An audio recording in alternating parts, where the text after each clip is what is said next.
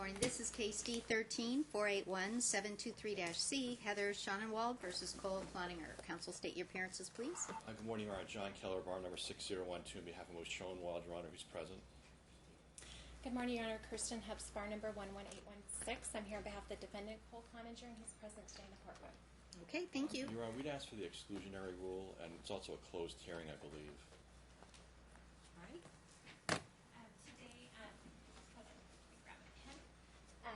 This is Shelley Cloninger. She is a witness, and she was produced to testify today. Okay, they're invoking the exclusionary rule, so That's she fine. needs to be outside. Okay, so you can just go on outside, and I'll get you when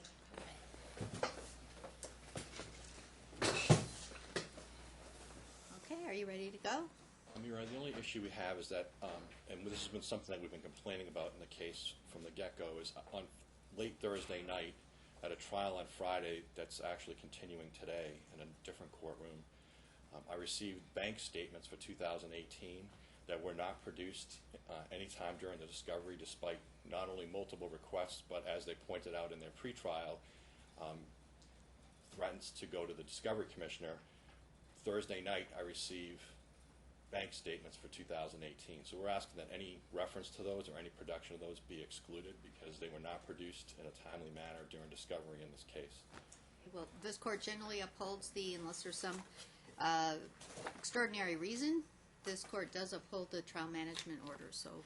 No, that's fine, Your Honor. Actually, we did disclose everything that was requested and the request for production of documents. Those were just supplemental, and it appeared that counsel had an irritant or irritation with it. We did not receive any supplemental discovery as well, but they were just provided to him as a courtesy that we're not hiding anything. Just updates? Yes. Okay, all right. So the updates, you're asking to exclude the updates? Right, exactly. One of the issues that we put in our pretrial is that he's hid the ball from us from day one, and that he produced no statements after 2/17. We've sent letter after letter, long before discovery and discovery requests at great expense, and never received any response. So to dump them on us on Thursday night and then say, well, I want to use them for trial on Monday, we could have done some examination of those, and you'll hear about some of these bank statements as we go along today, so we're asking that they be excluded. And we most certainly did supplement our discovery during this case, Your Honor. They haven't accused us in any way, shape, or form of not producing something. So this is just part and parcel of passing the buck and not accepting responsibility. They were asked for those bank statements. We wanted those bank statements, and they weren't produced until late Thursday night, if they're even complete. So with that, Your Honor, we just ask that they be excluded. I don't think that they were opposing that. No, we don't mind. It was a courtesy, Your Honor. We pre-produced 42 bank statements for his business account and 22 bank statements for his personal bank account. So it's not as if we didn't produce a volume, if you can look at our trial binders, of banking for them to review. All right. Well, we're here for the evidentiary hearing on Mom's motion for primary physical custody, together with a order to show cause on child support arrears, and Dad's opposition and counter motion. He wants alternating weeks. He wants to modify the joint physical custody arrangement to alternating weeks, and he wants child support reduced. Both parties want attorney fees. Does that about sum it up? Yes, Your Honor. Okay. All right. Any other housekeeping matters? No, Your Honor. Ready to go? Okay. Yes, Your Honor. Please. Opening statement? Yes, Your Honor. We would do a brief opening statement. Your Honor, this is what the evidence is going to show today, and there's really never been any dispute about it. The defendant has spent over $15,000 in attorney's fees in this case, to my client having spent no more than $3,200, and she had to borrow that from her pension plan to even get the money to be here today. This case was way over litigated in the sense that there's no question, none, zero, and if you look back at the tapes which we cited to you, Your Honor, in our pretrial and in other motions before this court, that the defendant admits that he moved to Florida of his own volition in 2017. He never had any written stipulation from my client in any way, shape, or form to say that my client was going to move to Florida at any time in the future. None. They've tried to produce things. You're going to see some things that they're claiming that they sent to her. None of it's signed by her. None of it's shown that's been received by her after he moved. You're then going to see, Your Honor, that he has at least one corporation known as Dealer Automotive Group, Inc., which is a Nevada corporation. And in 2016, when he was doing just that business, the evidence will be that all it is a car marketing business. So it's an internet-based business that can be done anywhere in the country. And in 2016, he was earning, at that time, $198,000. In 2017, and if you remember, Your Honor, I was going to walk you through, this is someone who sent extremely vile, as the court noted, text messages and emails to my client. He did a couple things.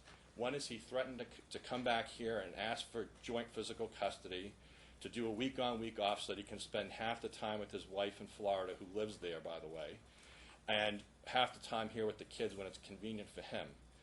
The evidence will show that he threatened her, that he was going to reduce his income, and she's going to testify to that today, that he's made multiple threats, that he's going to decrease his income and show no income to the court, and therefore get a reduction in his child support. The evidence will also be that despite the court's order, he unilaterally, with no permission, even at the beginning of the case, just shut the child support down completely, and the court told him that he needed to keep paying at the current rate. He hasn't done that, and the court issued an order to show cause as to why he should not be held in contempt. But some of the things I asked the court to really look at today, Your Honor, is, as we kind of go through it, is the following. At the same time that he's threatening my client, I did my own research and found that he's threatened to reduce his income and show that she's going to be so unhappy with what the result's going to be, and we'll get to the school in a second. But at the same time, after he marries Shelly Ann, she opens up a corporation in Florida that has the exact same name, except for a few letters in it, as Dealer Automotive Group, Inc. So she opens up a corporation in Florida that's called Dealer Auto Group, Inc. It does the exact same thing from the discovery we can find as the Nevada Corporation. And we're also going to show that she has none background, absolutely none, in internet marketing or anything to do with cars in any way, shape, or form. You're also going to hear testimony, Your Honor, that she produced one tax return, even after the court ordered at the very first hearing, and I'd invite the court to go back to that hearing. We made it very clear that we were going to want her tax information because of the marriage. The court said she needed to produce that. You even asked him, this honorable court queried the defendant itself about what kind of work she was doing. Initially, he told you she works in real estate. Then he changed his story to say, well, she works part-time for the corporation, part-time for him. Never indicated, of course, that there's a second corporation in Florida with the same name, or basically the same name. Then what do we have, Your Honor, is this. They file a motion, and they don't want to produce the tax returns or any of the court's ordered stuff. They say, we want a rehearing on this. The court found against that and then ordered $2,000 in attorney's fees, which held us in abeyance in being able to execute on that, but cost more time and effort in our office to get that information. And then what we got is one 2016 tax return. That 2016 tax return, Your Honor, is instructive because it's going to show you that she claims income of about $2,400 a year. Yeah, that's right, $2,400 a year, and yet in her own, and we're going to show you these, in her own social network, her own social media, she's indicating that the defendant, not indicating, she's saying the defendant purchased her a Jaguar and a Maserati.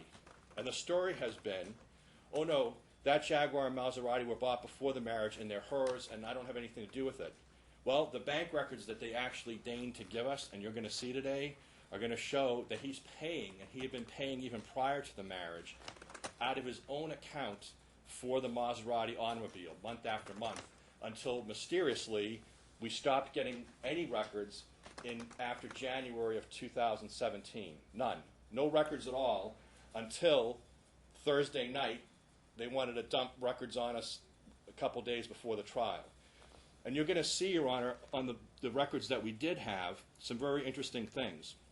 One of the things that we're going to ask you to take a look at is Bates Stamp 416, which is going to show that there's $12,500 deposited in December of 2017. On 12/29/01, there's a cash deposit into the same account of $10,000.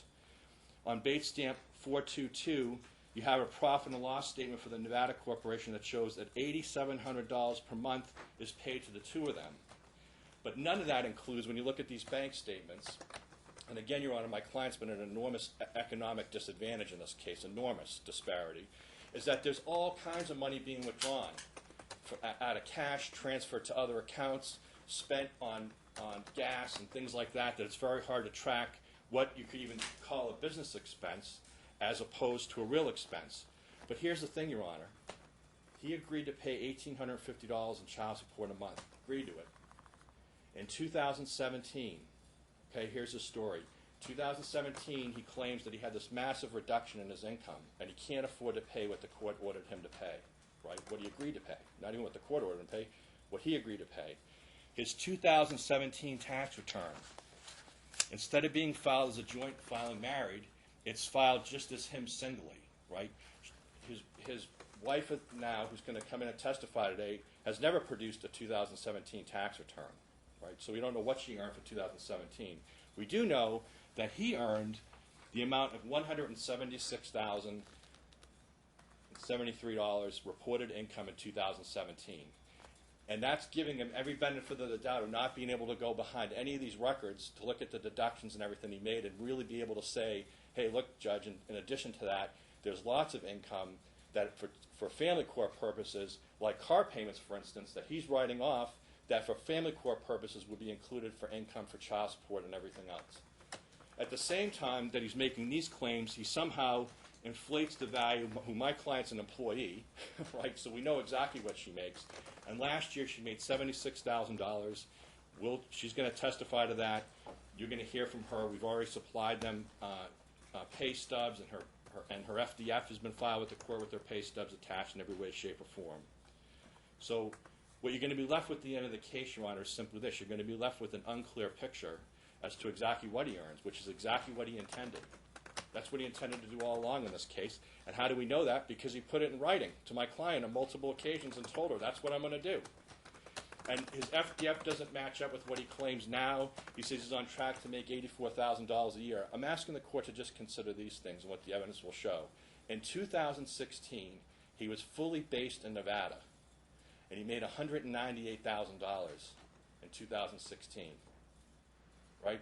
In 2017, he's in Florida and claims that he only makes $176,000, but certainly more than enough money to pay the $1,850 and the private school that he agreed to in every way, shape, or form. And he's never explained in any way why he would have a dip in his income when you have an internet-based business. There's no question it's internet-based. That's some of the discovery we did. Marketing business. Why you can't do that anywhere. In fact, we know he did it anywhere.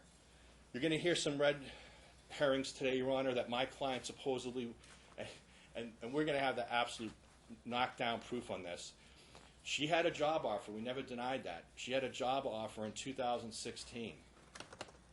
She wanted to move to Tampa, Florida, and she sought his permission.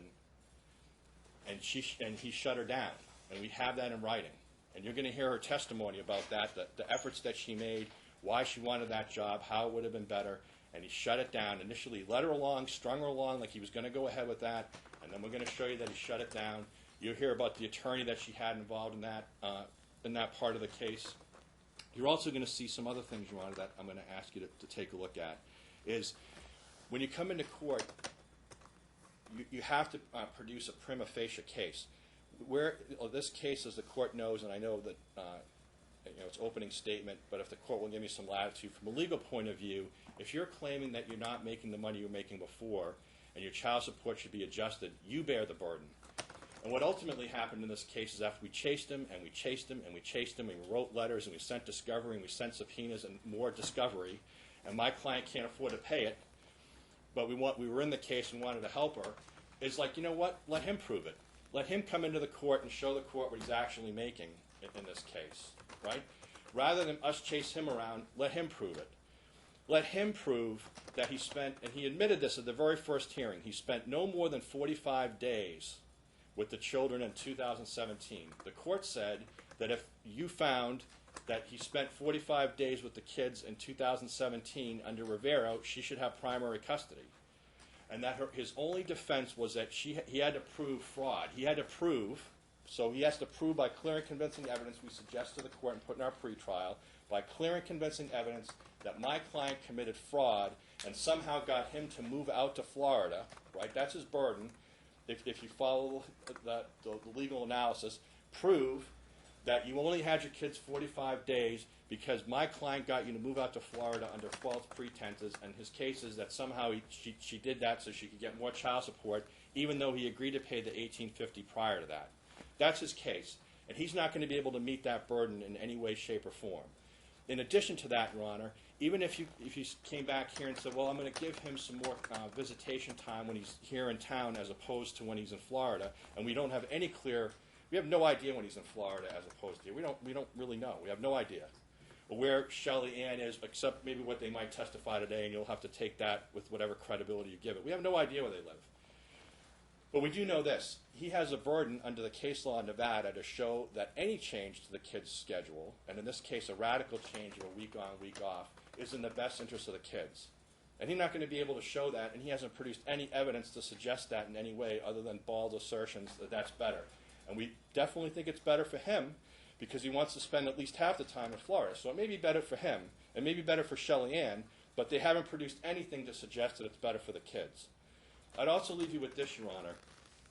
Under the Arcella case, Arcella versus Arcella, the court would have to make, and this case came out actually after we came to court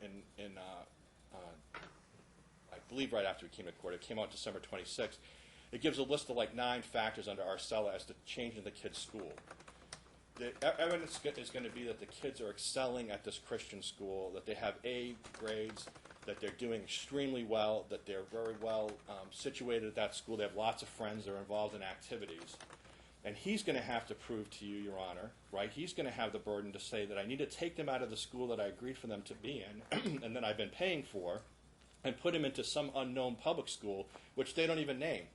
They just say, put him in public school, but never suggested what the public school would be or provided anything in any way, shape, or form that would show why that would be better under Arcella than the school that they're in. Instead, what he just says, and we leave this with you, is I don't have any money, I've got zero money, and you need to just make it all right for me, Judge. You need to reduce my child support, you need to change the visitation plan, you need to change the kids' schools, and they even suggest that mom should be paying him child support, right? And yet, when you look at this case, Your Honor, I'm just asking that obviously the court can make conclusions based on evidence, and certainly can draw conclusions, reasonable conclusions from the evidence. You're driving a Maserati. You're driving a Jaguar. You're flying back and forth to Florida. Your wife has a place in Florida. You're married, right? You're filing an income tax in 2017 that shows you have $177,000, approximately $176,000 and change in income. You have the burden to prove it, and they haven't done anything to prove that to you here today, Your Honor. At the end of the case, we're going to ask that you fully instate the $2,000. I want to ask you what we're asking today. We're going to ask that you fully put back into place the $2,000 and change that the court found that we were entitled to attorney's fees for the motion that he filed, which I don't blame opposing counsel. It's harassing. He didn't want Shelley Ann to have to produce anything. That's why he came in. Number 2, we're asking that the court leave the children at the school that they're in. We're asking that you grant mom primary physical custody of the children and have him do an out-of-state plan, because that's really what's going on. We're also going to show you some evidence that when he comes into town, he gets the kids and then drops them immediately at the daycare center down at a casino. He's done that on a number of occasions, not for many hours, but who does that? You come in, get the kids, and then immediately bring them over to the daycare center and leave them there. So we subpoenaed those records. We're going to ask for attorney's fees in this case, and here's why. We believe that we're going to prevail on the issue of the child support. You told him, in no uncertain terms, that he needed to continue with the child support payment as ordered. He has not done that. Month after month, despite our requests, despite when we came into court on the motion for rehearing, I said, Your Honor, if he doesn't bring the child support current, it's right on the tape, we're going to be filing a motion on him. Despite that, he still didn't do it.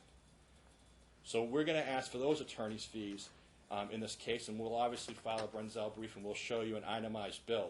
But I'll just tell you, as of today, the evidence is that she's paid $3,200. He's at over $15,000, not including prep time and whatever would be charged today. We're also going to ask, Your Honor, that the school stay the same and that he be required to pay his share of it. You know why? Because that's what he can do, that's what they've been doing, and that's what's in the best interest of the kids, and they haven't produced an Arcella case to the court. And with that, Your Honor, we would leave it to you. Thank you, Your Honor. That was quite an opening. First of all, before I go into my opening, Your Honor, I just want to clarify a few things. In terms of a prima facie case, as you know from the decree of custody, these parties agreed to joint legal and joint physical custody 2013 in their decree filed with this court. That was the decision these parties made together until my client left the state near or around the beginning of January 2017. So that was the standard of contact for quite some time. In terms of the attorney's fees, there's no way, unless my client is paying somebody else besides me, that he is nearly paid as much as what was represented to this court. And furthermore, we don't see anything on Shelley's FDF as paying anything. It's just blank on her financial disclosure form, which is kind of odd to cite that amount of money. When this decree of custody was entered, the parties did agree to $1,840 for child support because there was disparity in income. Cole out-earning Shelley. Shelley earning near around the mid-30s, $30,000 to $40,000.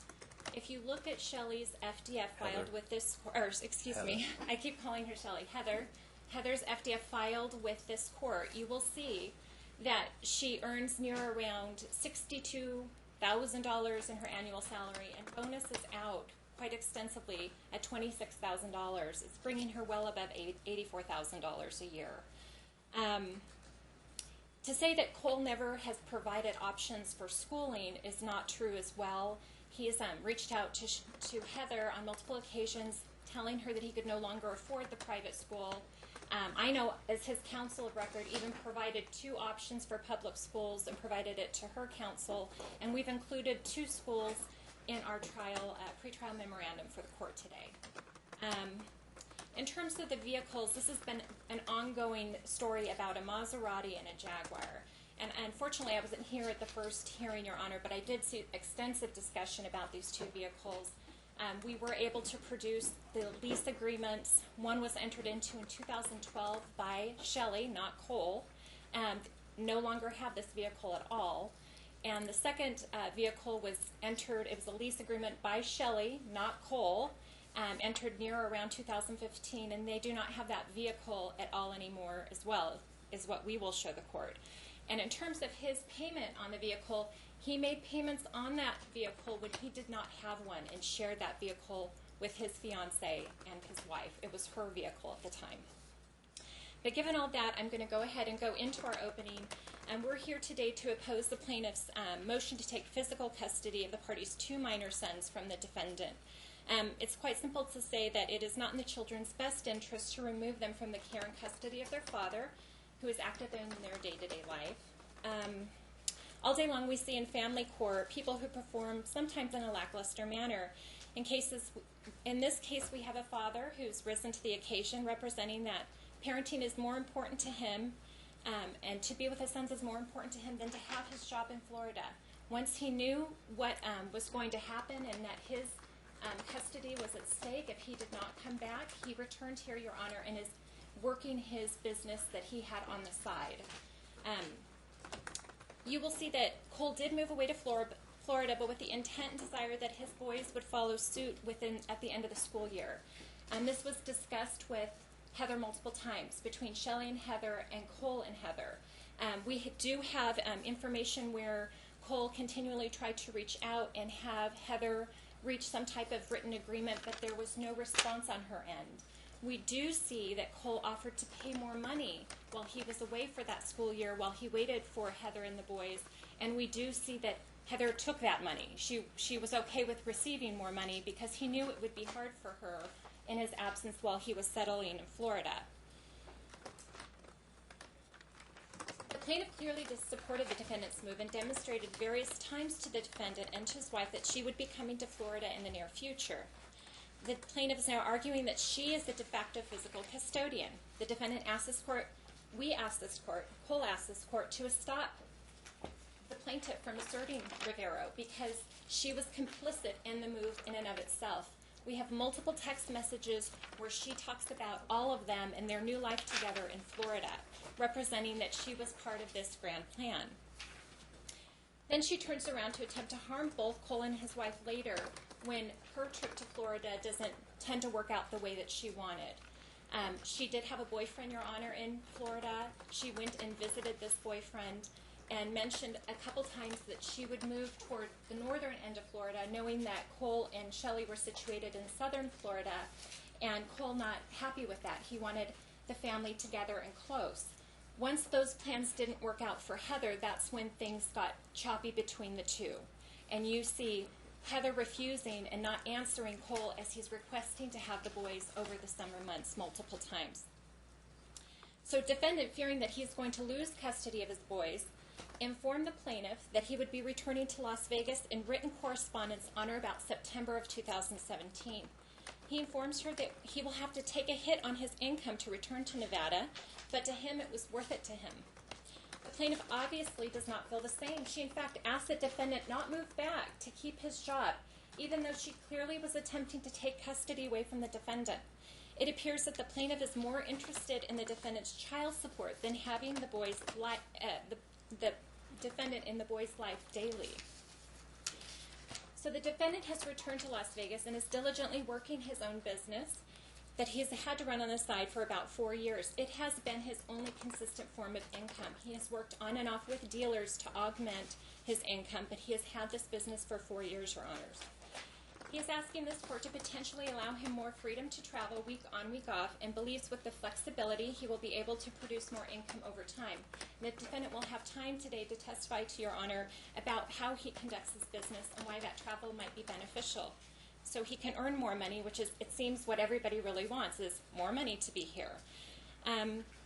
The defendant's most recent FDF reflects a gross monthly income of $7,054.71. He is very open and transparent about that.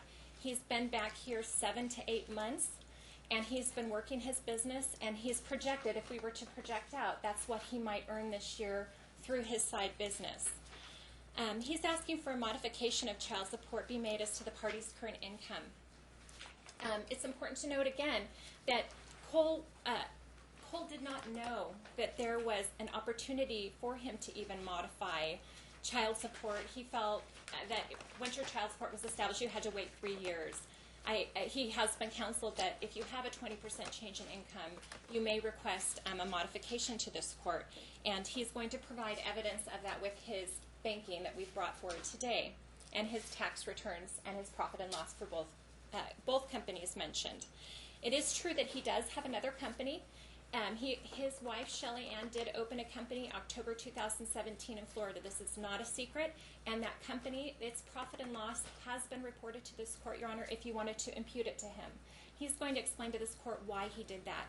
It was well before he was moving back, and he has some substantial tax burdens, and he's concerned about working out those tax burdens with the IRS at this time. Shelley does work for the company. She does answer phone calls and schedules appointments for Cole. So to say that she can't do this type of work is just not true, and she can testify to that, Your Honor, as well. She earns a very meager salary. You can see we've provided all transactions and transfers to Shelley for payment for her time and work, but that will start in October of 2017. We brought the business records here if Your Honor would like to look at those records. So the defendant entered the action making less than the plaintiff and slowly is attempting to earn more over time. That's our point. He is willing to pay what he must pay. He just does not believe that at this point in time, with her salary, which is nearly tripled almost, and his substantially injured, that he should be paying what he was paying back in 2013. I did have a few housekeeping notes. The pretrial memorandum that I sent, I noticed it said plaintiff's pretrial. We are, of course, the defendant. We have updated our FDF and filed an opposition to the motion for order to show cause. I provided counsel a short brief, a courtesy copy this morning. It came kind of at the last hour. And Do you happen to have an extra copy of that I could read during break? Because I can give you mine because I know what it shows that it's been entered into the Odyssey, but there isn't anything for me to click on. Okay, yes. May I approach? I haven't seen it. Mm-hmm.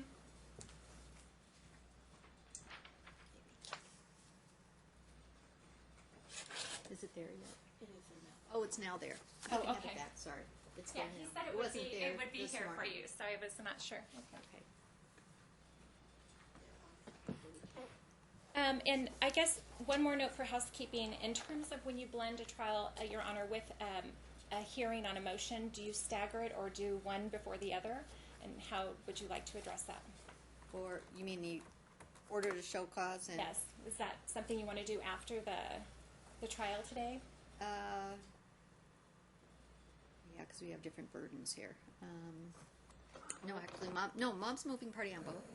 She's moving party on both, so you do them at the same time. Okay, thank you. Okay, you ready to go? Yes, Your Honor. Call the defendant, Your Honor.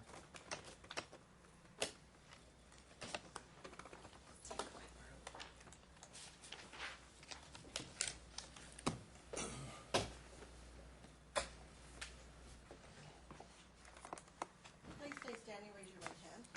You do solemnly swear the testimony you're about to give and the truth, the whole truth, and nothing but the truth, so help you God. Do.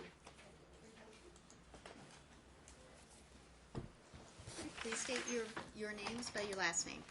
Cole Cloninger, last name spelled Cloninger. Thank you. Sir, would you agree with me that it's important to be truthful in all of your pleadings to the court? Would you agree with that statement? Yes. Did you read your pretrial memorandum in this case before it was filed? We've had so many things filed. I'm sure I've read it. May I approach, Your Honor? You may. Do you recognize that document?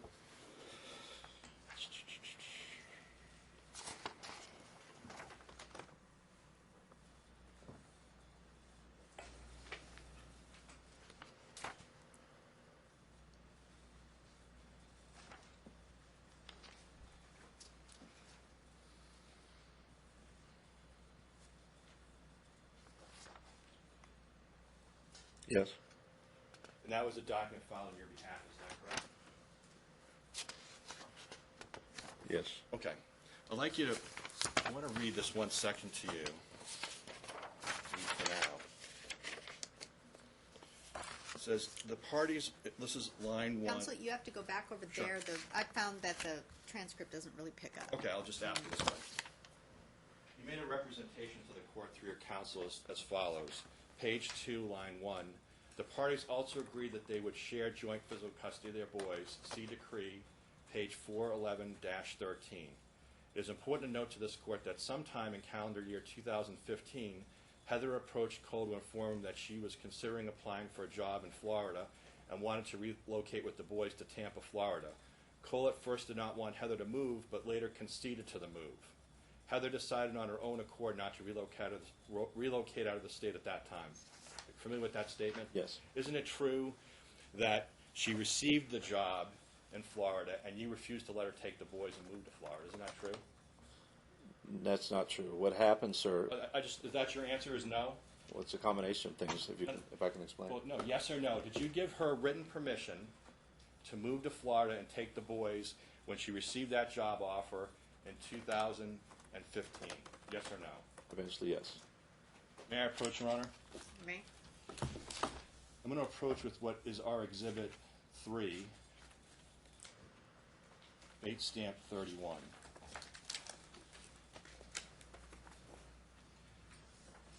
Now, you've looked at the emails back and forth between the parties in this case. Isn't that correct? Correct. And isn't it true that I sent you discovery in this case and asked you about whether you sent certain emails and text messages to my client? Isn't that true? Correct. Okay. And if you can just read the date here, if you can just read that date into the record. December 21st, 2015. Okay. And if you could just read the email that you sent, or is this a text message? Looks like a text message. Or, can you refer to the Bates stamp Sure. number? I did. It's Bates stamp HS031. So I'd like you to read your text message dated December 21st, 2015 at 6:09 p.m. If you could just read that right into the record. It's not the whole text message. Go ahead and read it. Okay.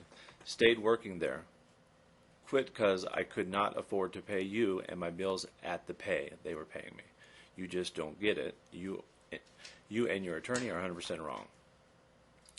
Don't talk to me about Florida again. It's impossible for you to take the kids without me signing something. I do not agree and won't agree.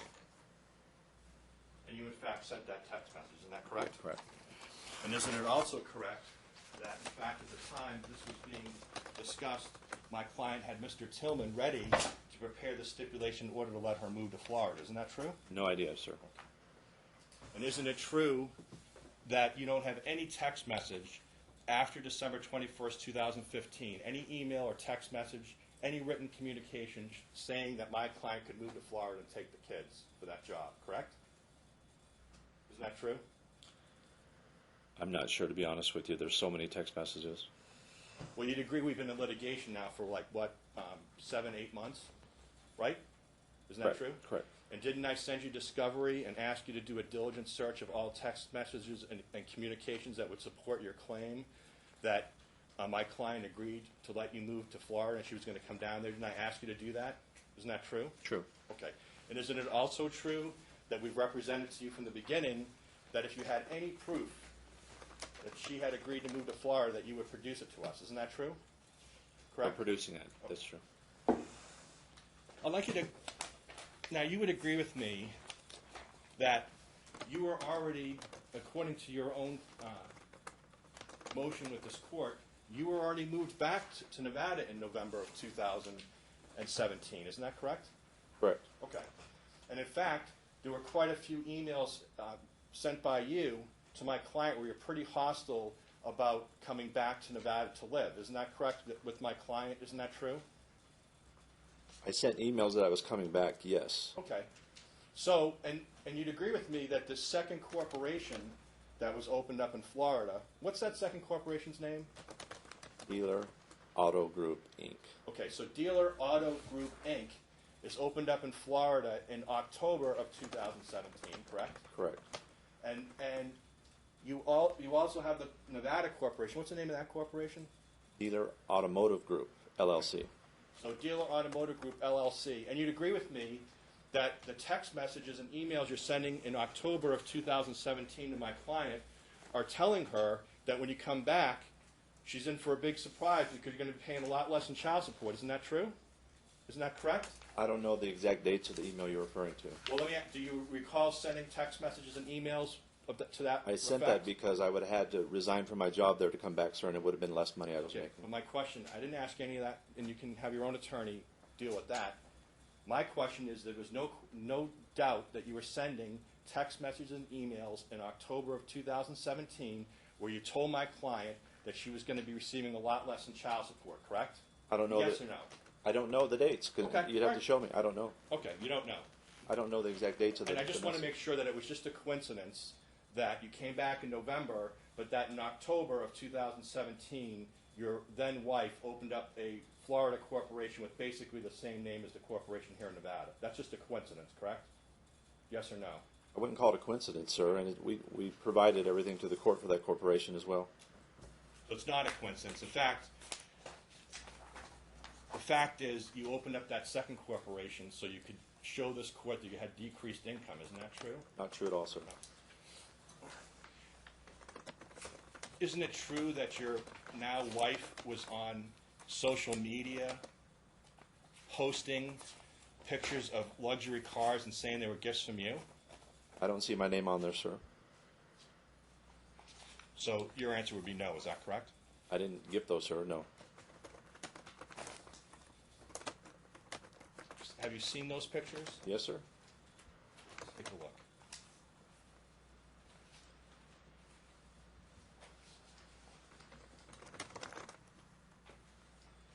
Just 1 second, Your Honor.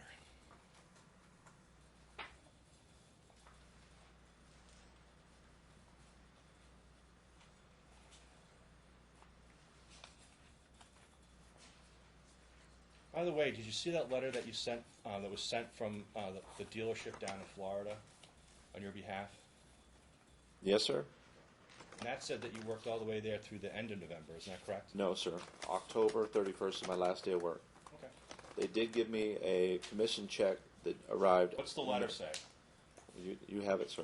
Okay, so you don't recall. You'll need me to show you that. Okay, we will. May I approach, Your Honor? I like the same exhibit, HS 024. Why don't I just leave it? Okay. That way you can after that. But, you know what? I'll use yours are the original exhibits, right? Okay, here. You give mine. That way you don't have to keep going back and forth.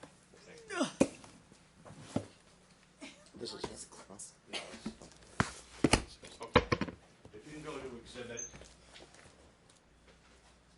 3, bait stamp HS 024.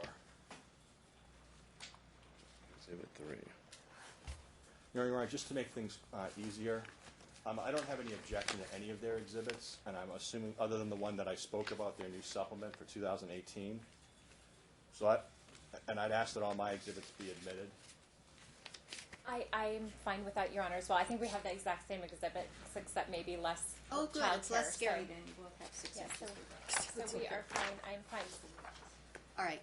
All right. So all the exhibits on both sides are. Let me see. Plaintiff's exhibits. Well, 1 except through, for their most recent supplement. Right. I don't know what exhibit they made that. Plaintiff's exhibits 1 through 36 are admitted by stipulation. Defendant's exhibits. Just to be which are clear, the supplements? just to be clear, I brought them here today on the side. I did not include those in Okay. case they were problematic. Oh, all right. So they're not in this. They're one. not in there, Your Okay. Honor.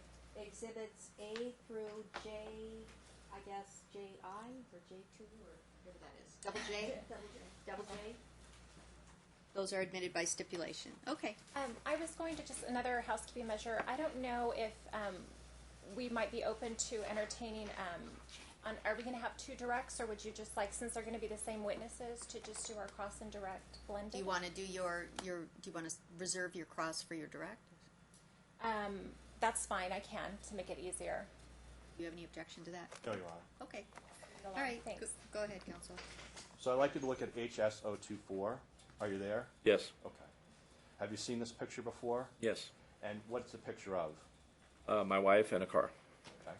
And what's the date at the bottom?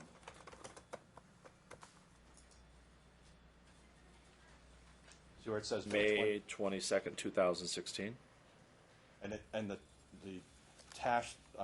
line at the bottom is my Christmas gift for my love, and then 3 hearts. Do you see that? I do.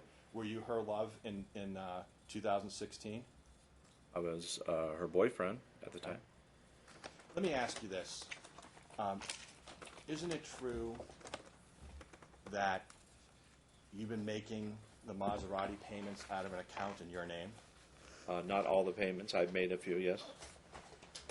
So this idea that the car is just not a gift from you and you have nothing to do with it, that's not true, correct?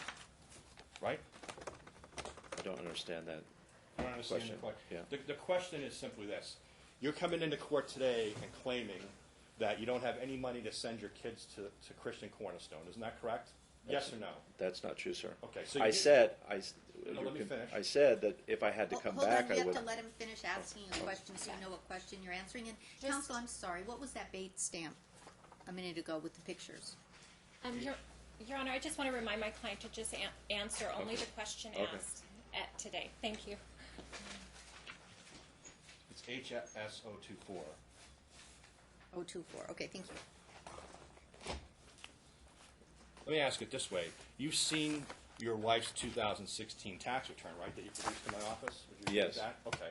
And that showed total income for her in 2016 of about $2,400. Would you agree with that statement? Yes or no? If that's what it says. Okay. And you'd agree with me that you couldn't afford to pay a Maserati payment and a Jaguar payment on a grand total income, a yearly income of $2,400 to $2,500 a year. Would you agree with that statement? Yes or no? I would agree. Okay. Let's look at the next bait stamp, actually. You know, I might as well do them in a row. HS 025. What's that a picture of? Her in a car. Okay. Her in front of a Jaguar, right? Yeah. Okay. And have you driven in that Jaguar? Briefly, she had it for about a year of when we were together. Okay. And at the bottom it says May 22nd, 2016? Yes That's or when no? she uploaded the picture, sir. That doesn't mean when the car was purchased. I didn't ask you that. I'm just saying, is that the date on it? Yeah. Yes? Yes. And it also, and what does it say? Just read in what it says.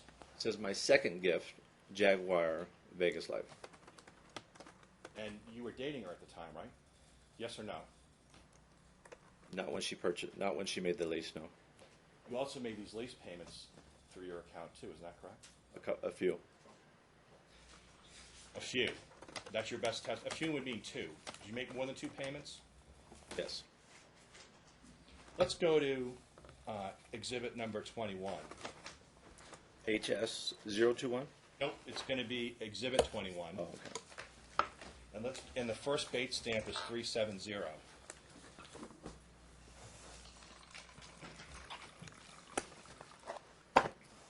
Which HS Yeah, 370? it's going to be DOM 370.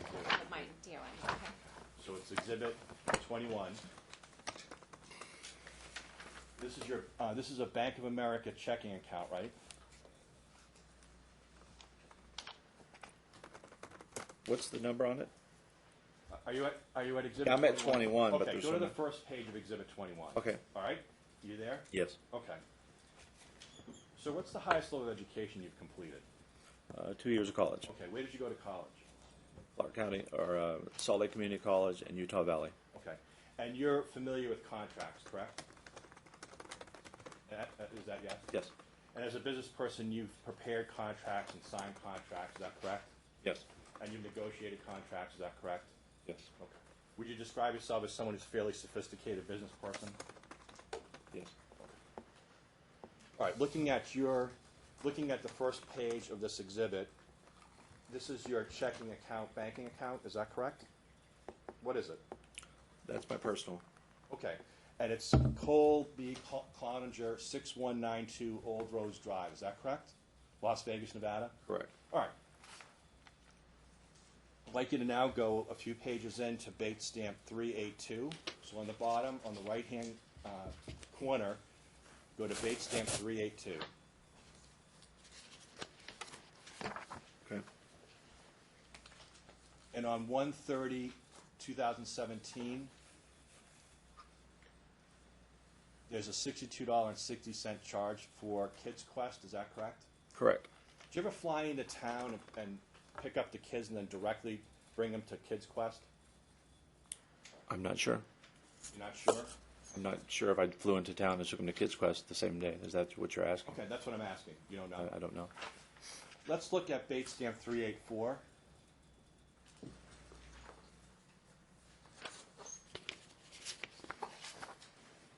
So this is for, I'm looking at 2917. Is that a car payment that's being made? And which one? What number is the? Okay, Bates stamp 384. Okay. Okay. When you get to 384, let me know. I am. Okay. Now look down at the date 2917. You see that? Yes. Okay. And what's that? What is that charge? That was a car payment. Okay. It's a car payment for $917.50. Is that correct? That's correct. And were you married to her at the time when you made this payment? No. So we know that you were making car payments for a Maserati prior to the marriage, correct? True? Did I ever make a payment prior to No, marriage? no. Yes. My question is, you were making Maserati payments prior to the marriage to her, correct? Yes. And the reason you were doing that is because the Maserati was in fact a gift from you. Isn't that true? Not true. Not true. Okay. Let's go to Bates stamp 396. So same exhibit, 396.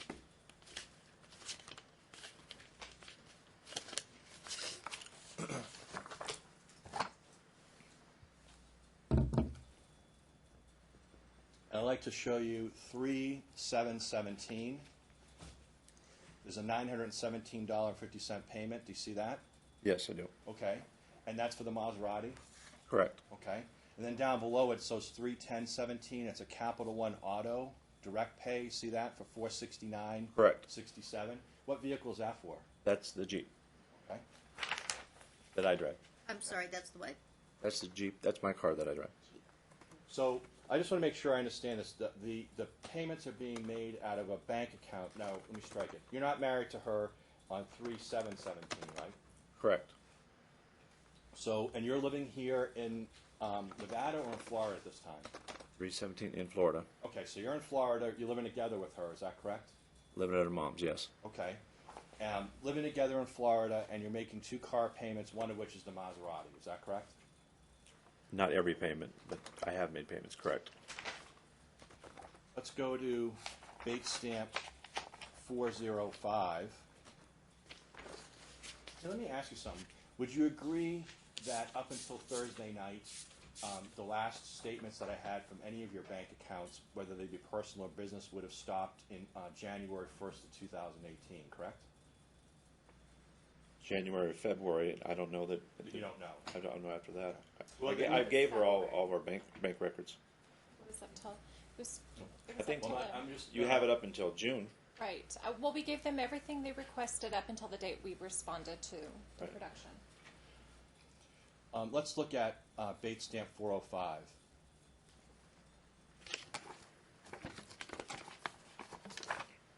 So this is 3/20/2017, right? Yes, Okay, so we know you live in Florida, right? correct. And you flow in. Do you ever fly in from Florida and put the kids in Kids Quest? In Florida? No, here in Nevada. Oh, you said Florida, I'm sorry. I don't know if it was done the same day. I don't know that, sir. Well, let's look at Bates stamp 405. There's no question that you put your kids in Kids Quest on 3/20/2017, right? Where does that say that? Okay, look at 3/20/2017 check card. Why don't you go ahead and read it to me what it says? 3/20/2017.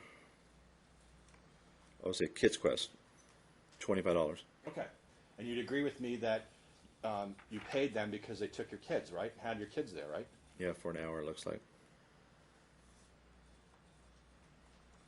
Can you show me where it says for an hour in there? I know that because it's Well, I'm not asking that. I'm just asking if you can show me anywhere. it's on that $10 an charge. hour. If you can just listen to the question. Oh, that I'm you sorry. have, okay, because your attorney can fix all this. Okay. For you, all right. Can you show me anywhere on the statement where it says that the kids were only in there for an hour? No. Okay. Have you looked at the actual subpoenas that we've sent to Kids Quest as to how long they were in Yes. the care? Yes. Okay. And you'd agree that would be a better record as to how long the kids were there, correct? Correct. All right. Let's look at Bates stamp 483.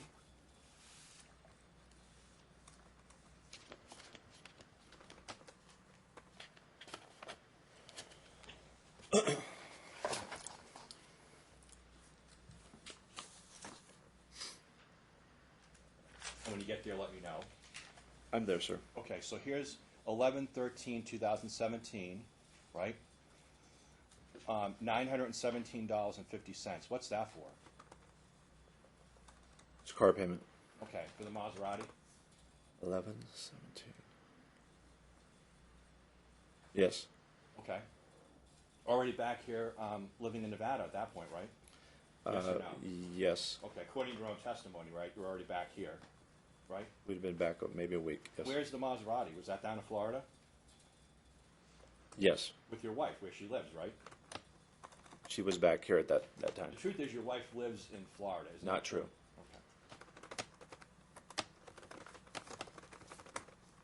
What address was your attorney fee sending, was your attorney sending your statements to each month?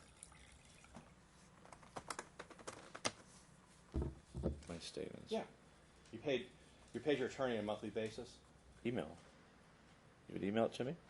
Yeah. What is your physical address? It's the Old Rose Drive. I have a lease agreement there. We've been there since November. When's the last time you were to Florida? I've been there 2 times or 3 times in the past 7 months. Oh, 2 or 3 times. How many times? 2, I don't know, 2 or 3, I'm not sure. You honestly can't remember over the last 7 months how many times you've 2 been to times, I Florida? think. 2 times, you think? How long were you there for? Maybe 4 days because I have to come back and get the kids. Okay. Maybe, you don't know. I would say 4 days. And when did, Four, maybe 5 days because I had to be back for the kids. 4, maybe 5 days. Can I explain how that I'm works? not asking you to explain anything, sir. I'm just asking you to answer my questions. When was the first time that you went to Florida? in the last 7 or 8 months? I'm not sure. I'd have to look at when I went. I don't know. Let's look down at the same date stamp 483. On 11/13/217, you also had an American Express charge for $800. Is that Where's correct? that at? Right down below the car payment.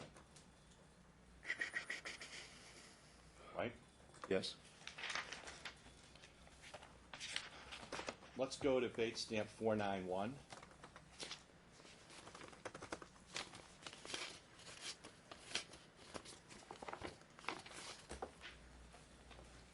And looking at 12/5/2017, there's a $917.50 payment. On 490, you said?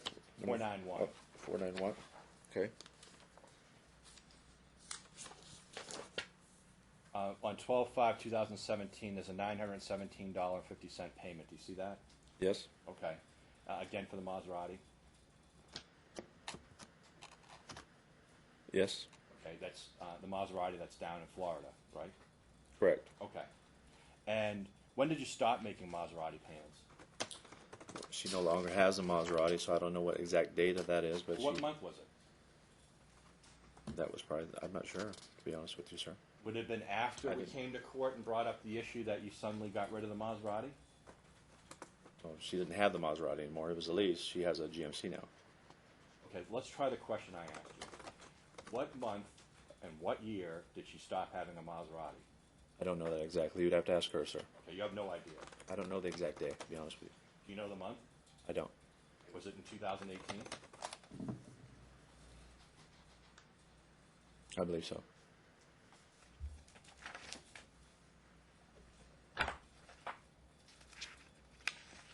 Your business is an internet marketing business, isn't that right? Yes and no. We do more than internet marketing. It's not internet marketing. I can describe it in detail. It's No, I'm just asking you, is it an internet marketing business, yes or no? no. It's not. Okay. And you would agree that in 2016 you lived here for the full year, is that fair to say? Yes. I'm sorry, you said here? I'm here in Las Vegas, Nevada. Nevada? Is that correct? Correct. Now, it'd be fair to say that you didn't pay any child support in December of 2017, isn't that true?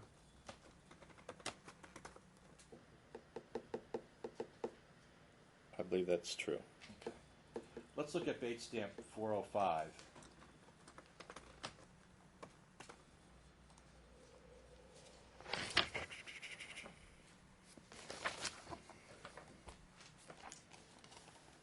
I'm sorry, did you say 405? Yeah, that's correct. You know what? We'll skip over that. Let's not worry about that right this minute. No 405? Nope, no 405. Can I have some can I have water? Yes. Your Honor, may I bring water to my client? You may.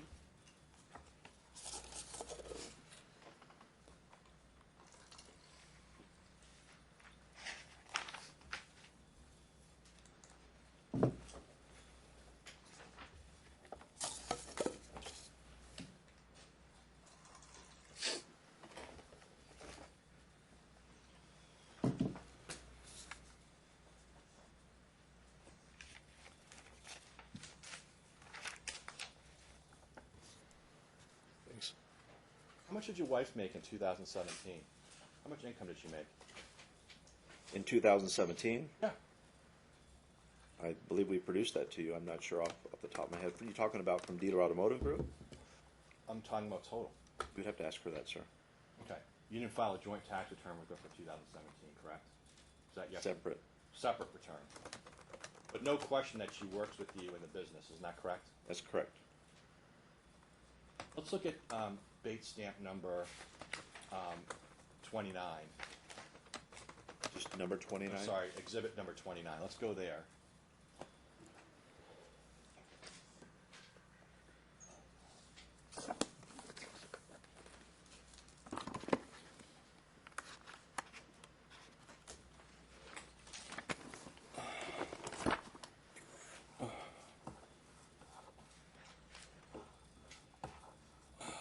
Okay. And this shows total income of $176,073 in 2017, correct? Correct. All right.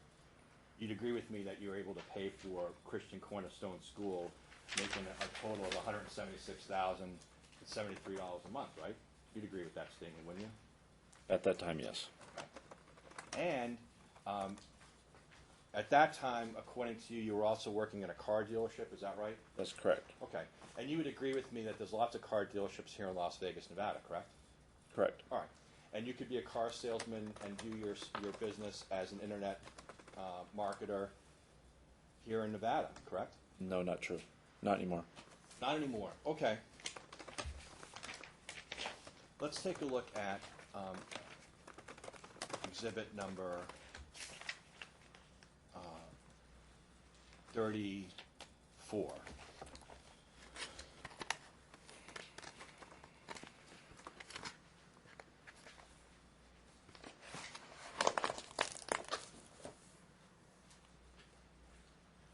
Do you recognize exhibit number 34? Yep. Oh, is that the letter, sir? Yes. Yes. Okay. And this is a letter from your employer there, is that correct? That's correct. It says your last date of employment was October 31st, 2017. You see that? That is correct. Okay. But you represented to this court that you were already fully moved back at the beginning of October No. to Las Vegas. November. Correct. All right, so I want to make sure it's really clear. You're saying that you didn't move back to Nevada until November of 2017? Are you Okay. sure about that? November. Yeah. Okay, so you didn't move back there in November of 2017, is that correct? I moved back in November of 2017. Okay. You ever remember telling this court that my client's motion to change custody was in bad faith because when she filed it in early November, you had already been back here, living here full time in October? You remember that? No, I don't. Okay, but you wouldn't disagree that if that's what the record reflects, if we went back, that record would be correct. Would you agree? I'm confused by the question, to be honest with you. All right, well, I'll break it down for you. Okay. You've had two different attorneys in this case, correct? That's correct. How much in attorney's fees have you paid? I think I paid him $3,000. I paid you $4,000 or $5,000, I believe, right around there, about $8,000. Okay. And do you owe any money? I think I owe $2,500 or $3,000, right around there. And how have you been paying that? I borrowed $5,000 from my mother. Okay. $5,000 of that, and then the little money that I've had, I've tried to make payments. Okay. When you came to court the very first time, did you indicate to the court that you had been living in Nevada since October of 2017? I do not recall saying that, but if I did, it was a mistake because I clearly have worked there since October, the end of October, and I can show you pay stubs saying that exact thing. I didn't get back here until the first week of, I believe, November, because I didn't start having the kids till, I want to say, the 7th or 10th of November. In 2016, were you working in any car dealership at all as a salesman? For about 3 months. And did you file a 2016 tax return? They paid my corporation at the time, sir. Yes or no? Yes. Did you file a 2016 tax return? Yes. Okay. I'd like you to look at exhibit number 14. 14, sir? Yes.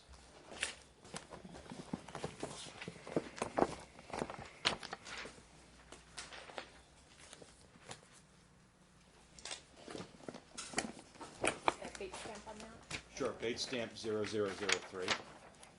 Thank you. I'm using my exhibits, so I don't have too much out here, so I'm tracking date.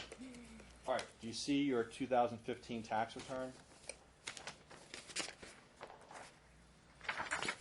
What number is this, sir? I'm sorry. Look, it's date stamp 0003. Okay, that's 2015, 2015, yes, sir. Okay. Filed by you, correct? Yes.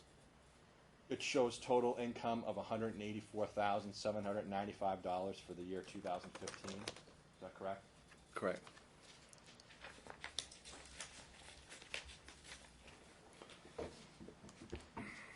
Let's go to date stamp 00014.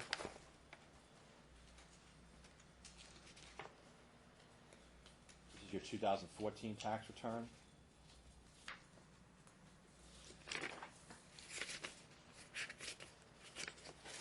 Okay. So now in 2014, you're just a straight salesperson, is that correct? I was I wouldn't call it a salesperson. I was a manager slash salesperson license at the time, but a manager there. All right. But in any case, no dealer automotive group, correct? 2014? Right. No. Okay. So in 2014, not doing dealer automotive group, but just being in the car business, either as a manager or as a salesperson, you made a grand total of $214,405, correct? Correct. All right. Right here in Las Vegas, Nevada, correct? Correct. Okay. And who did you work for at that time? Henderson Hyundai Superstore. They're still in business, right? Correct. Okay. Let's look at exhibit number 16.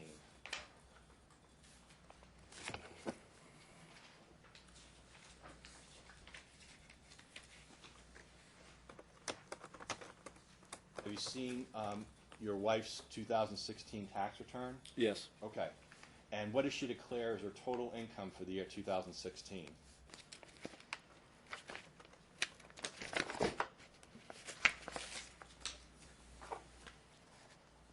Which bait stamp number are we Sure. on? It's the first page of exhibit 16. It's bait stamp 36. Yeah, I do. Okay, I'm just all right. using mine. I'm tracking it by bait stamp.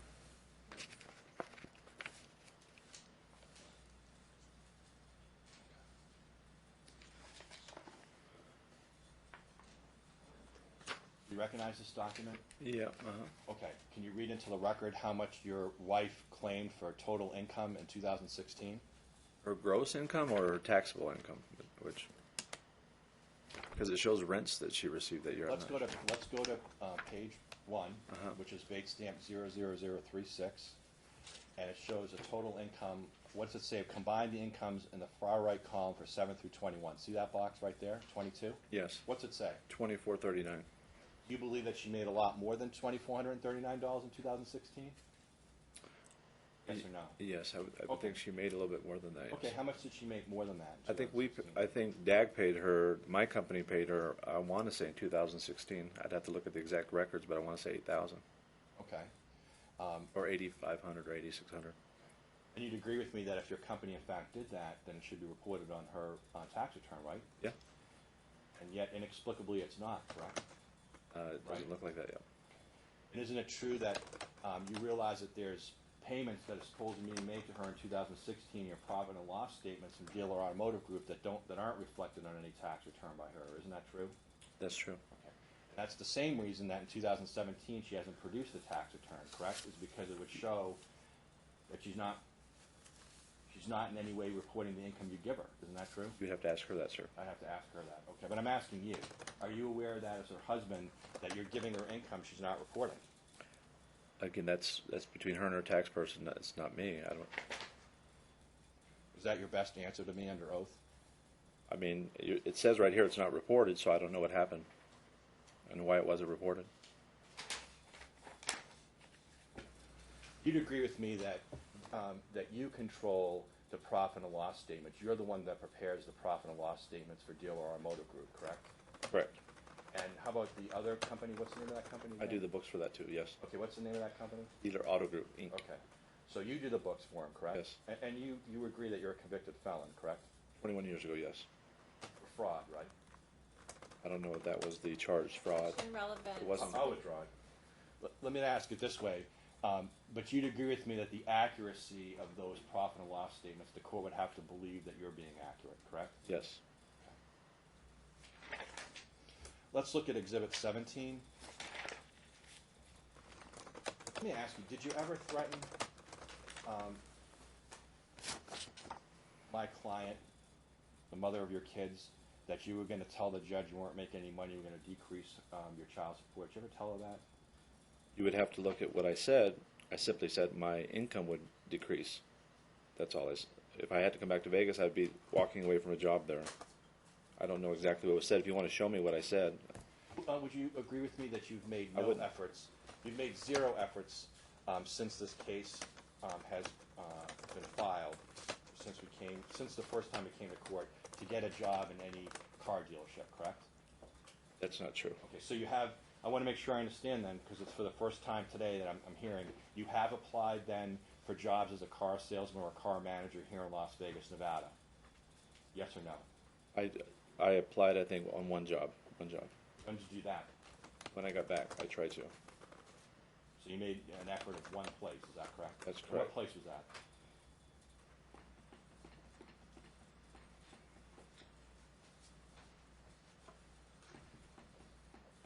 Give me a second. I don't really recall off the top of my head.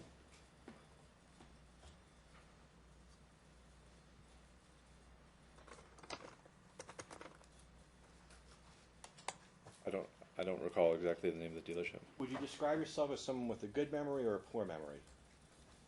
I'm a pretty good memory. And would you agree with me that you're good at selling cars? I don't sell cars, sir. Okay. Have you ever sold cars? Briefly. Okay. When you were down at Coral Nissan, were you selling cars? No. Okay. Looking at Exhibit 17, this is Bates stamp 0047. What is this? This looks like a lease agreement. Okay. And the lease agreement date, and what car is this for?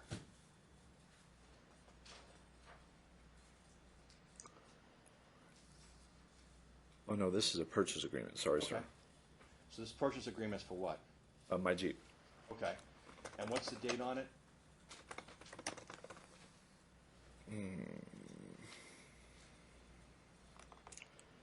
July 2016. Okay, I'm looking and I could be wrong, but I'm reading as 7/29/2016. It's July 30th, 2016. Okay. And she's buying a Jeep that's going to be here in Las Vegas, Nevada, correct? Right? We were living here. No, I'm just asking you. The address here shows 4341 Bonita Ena Street, Las Vegas, Nevada, correct? Yes. All right. And she's buying a vehicle in her name, but you consider it your Jeep, correct? We're both on it. Can you show me, My name's up here. You'll see under Section A. and my eyesight's not great, but if you can show me where it says your name on here, maybe it does. Buyer's name, Shelley Ann Spencer, and then underneath it, Colby Cloninger. Okay, fair enough. So you bought the vehicle together. You're not married at the time, correct? What's the date? July 30th. No.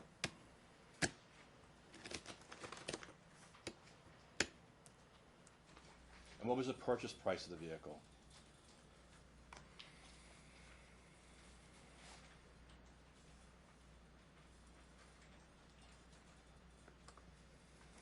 $33,000.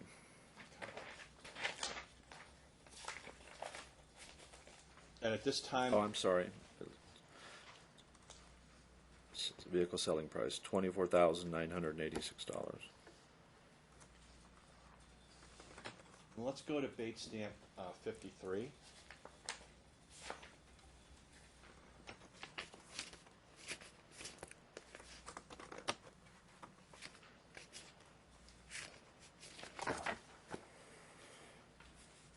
And what is Bates stamp 53? This is a lease agreement. Okay, for the Maserati.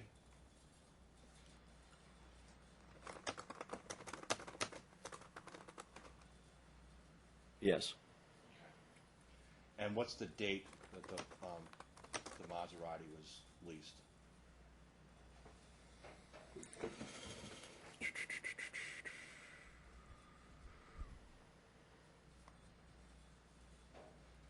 December 29th, 2015. Okay. And you were dating her at the time, is that correct? Correct. Okay.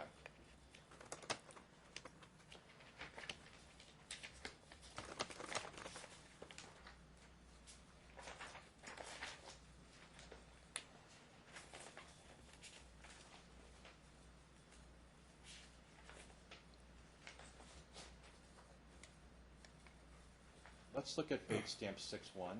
Do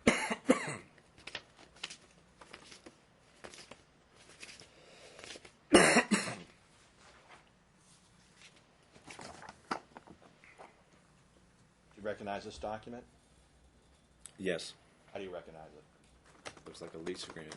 Jaguar. Okay. When was the Jaguar leased? 2012. I don't know if that's February 2012 or July. I can't tell, to be honest with you.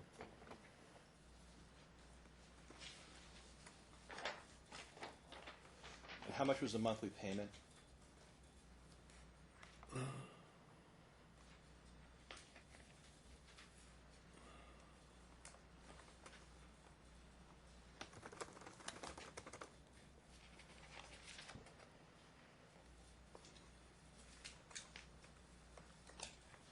I want to say it says 862. I don't know what that's. 862. It looks like. Did you and at that time, let me strike it. When did you first begin dating your now wife?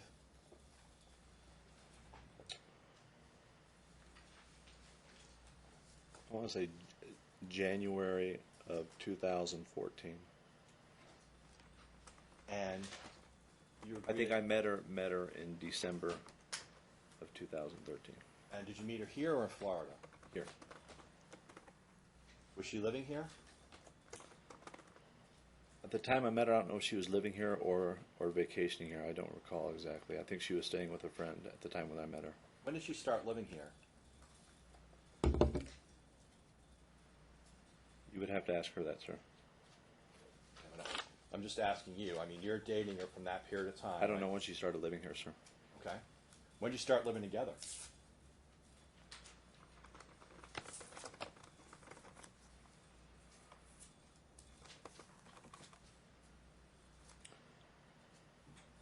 I'm not exactly sure of the date, sir, but I would say maybe the middle of, maybe early 2014.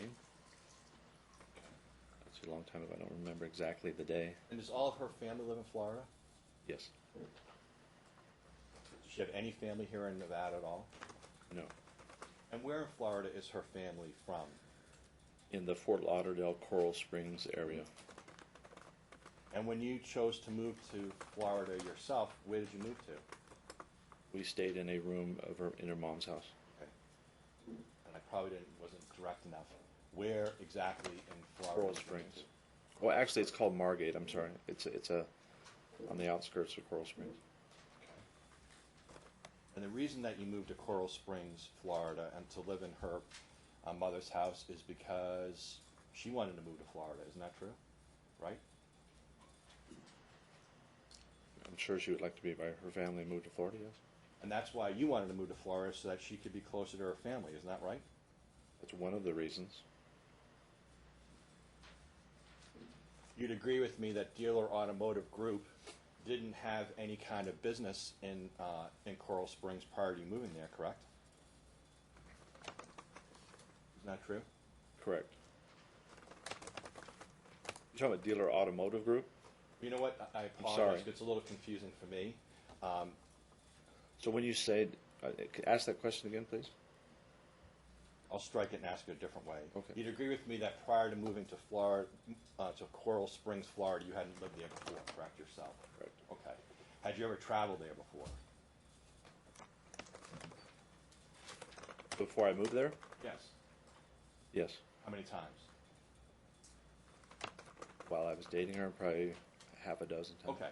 And the reason that you went to Coral Springs, Florida, half a dozen times was because her family lived there. Isn't that correct? Yes. Okay. And you were in a relationship with her, correct? Correct. All right. Because all your business was done here in Las Vegas, Nevada. Isn't that correct? My clients are all over the country, sir. Right. You have clients in Nevada, and now you have some clients in I Florida. don't have any clients in Nevada. Okay.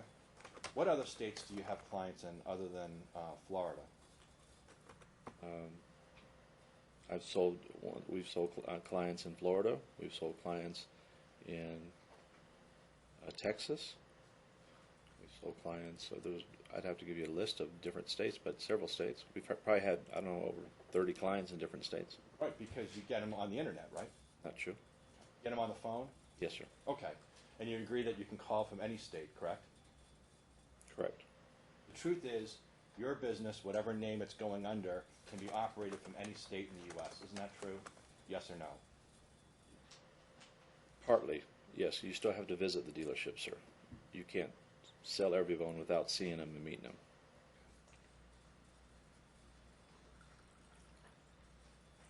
Have any clients in California? Sure. Okay. California is closer to Nevada than it is to Florida, right? Yes. Let's look at exhibit number 2. This is it starts at Bates stamp 424.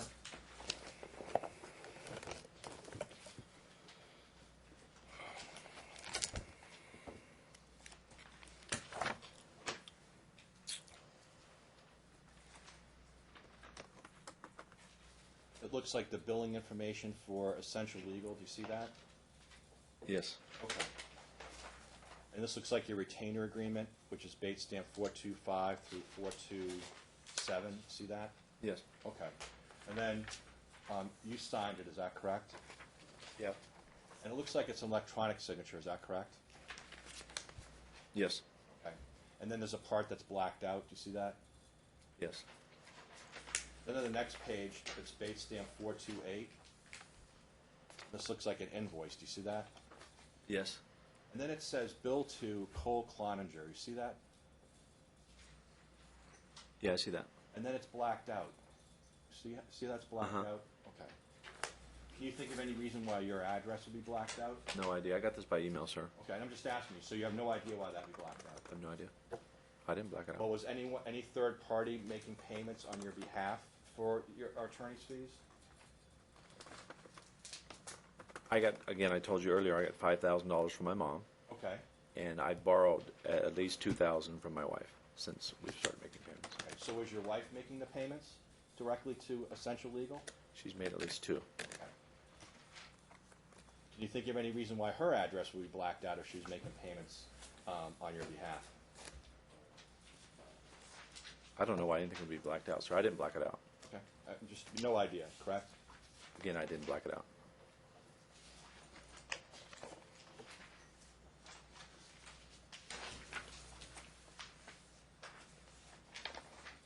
I'd like you to look at Exhibit 1, and we'll start at Bates stamp 003.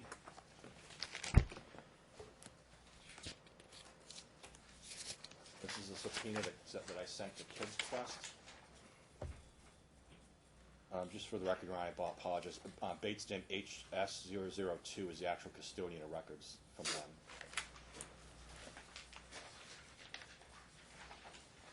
So I just want to make sure I understand correctly. Have you ever told your spouse, have you ever told my client that you had paid over $10,000 in legal fees in this case? I don't recall. Well, have you had any conversations in the last 8 to 9 weeks with my client about this case? Again, most of our communication is done on the app, sir. Would you agree that you're the only one? Let me strike it. I'd like you to look at HS007.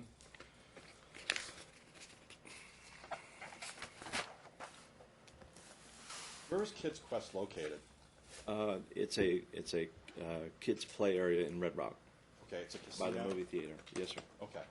And were you staying at the Red Rock Casino? No, sir. You gamble at the Red Rock Casino? I have. Okay. When you gamble at the Red Rock Casino, do you drop the kids off there at Kids Quest? I don't know that I've ever gambled why I dropped them off there. I don't recall exactly if I've ever done that. All right. Let's take a look here at Bates stamp number HS007. Do you see this? Yes. And this shows, as we look, the times and dates that your children were in Kids Quest, correct? That's correct. And on one page it'd be Cole Cloninger, which is HS008, and on the page before it'd be HS007. See that? 007 and 008, these two Right. pages? Right. One's Drew, and the other one's Cole, right? That's correct. Okay. And you always would have the kids together, right? If you dropped them off there, can you think of any time where you would have had one child that you dropped off and not put the Sir, so this is confusing because this account was set up by both of us in 2012 when we were together. Okay. You can see the dates here. So I don't Isn't know it if true she... that you're the only one that's ever put the kids in Kids Quest? I don't know that. Okay. You don't know that. Well, why don't you look at the dates and show me the dates and times that you think that my client put the kids in Kids Quest? Well, we were together in 2012. Okay. And then I don't know, does it show that I checked him in or that she checked him in? Because this is our account. Well, let me ask it this way. To your knowledge, does she gamble at Red Rock Casino? Who's that? My wife. I have no idea Okay. what she does. Did she in 2012? She has? Sure. We'll ask her all those questions. Let's look down here at 2017 and 18. So let's go to HS 008.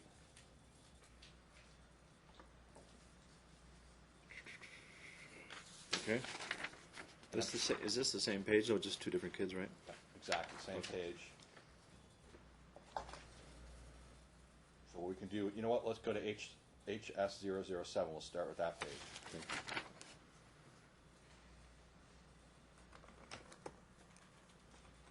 And I'm showing 1/8/2017. Do you see that?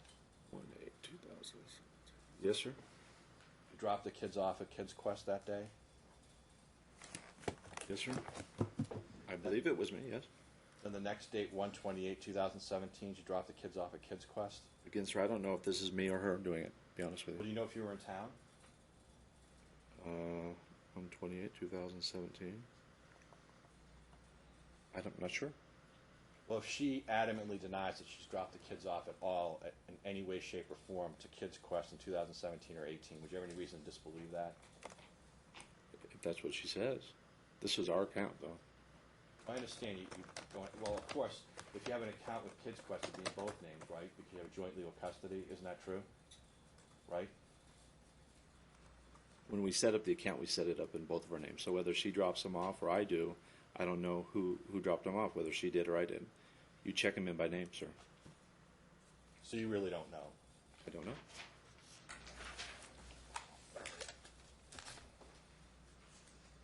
Let's go to Bates stamp HS009.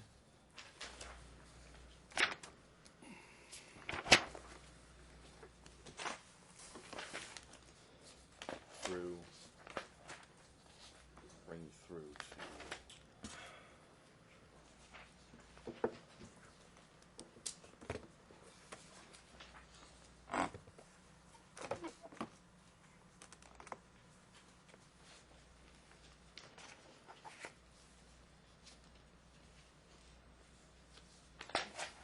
Okay, I'd like you to go to Bates stamp HS014.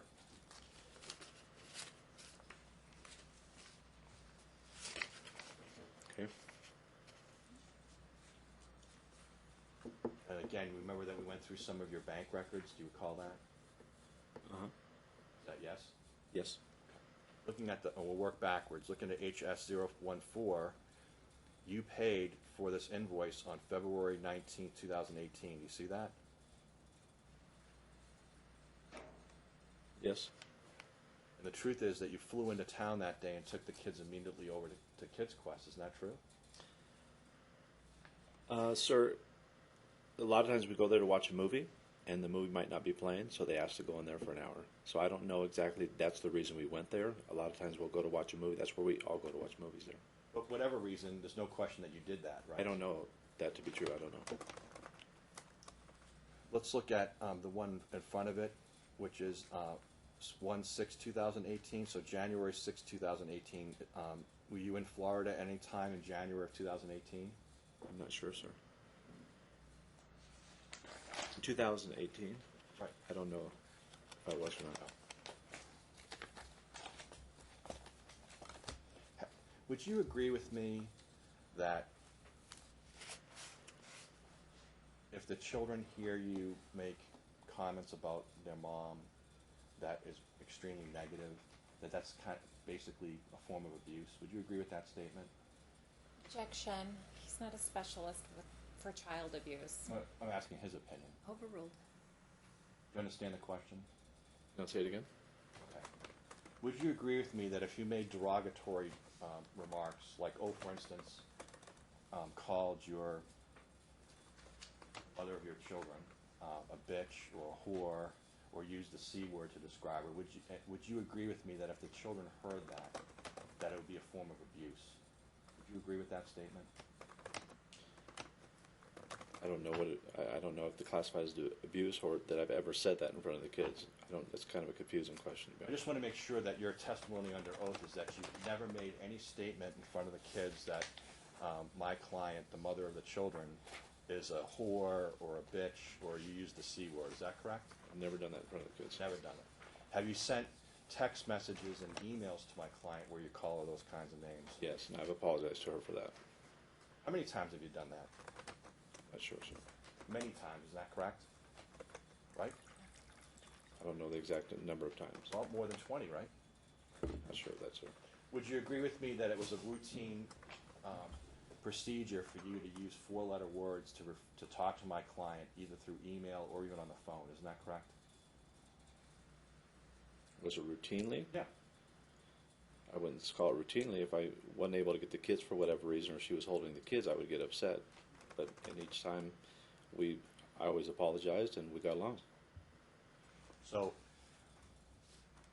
I want to make sure I understand your testimony here under oath, is that never once, ever, at any time, have you ever one time ever said anything of a negative nature about mom in front of the children? And when I'm Never. going to be very specific, the C word, whore, bitch, No, stupid, never. anything like that? No. Not one time?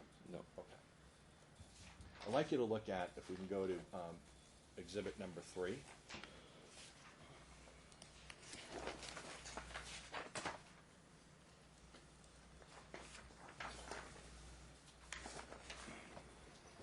You had mentioned that you have some IRS problems. Remember Yes, that? sir. Okay.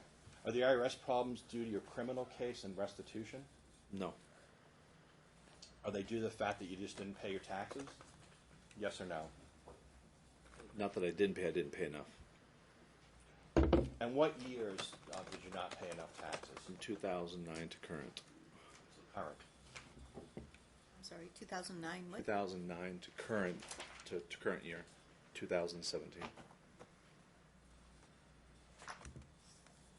Let's look at Bates stamp HS009.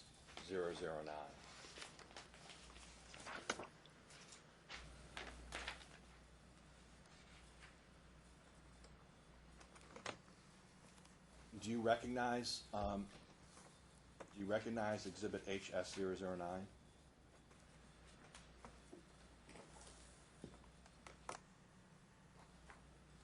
I see it, yes. Did you send that to my client?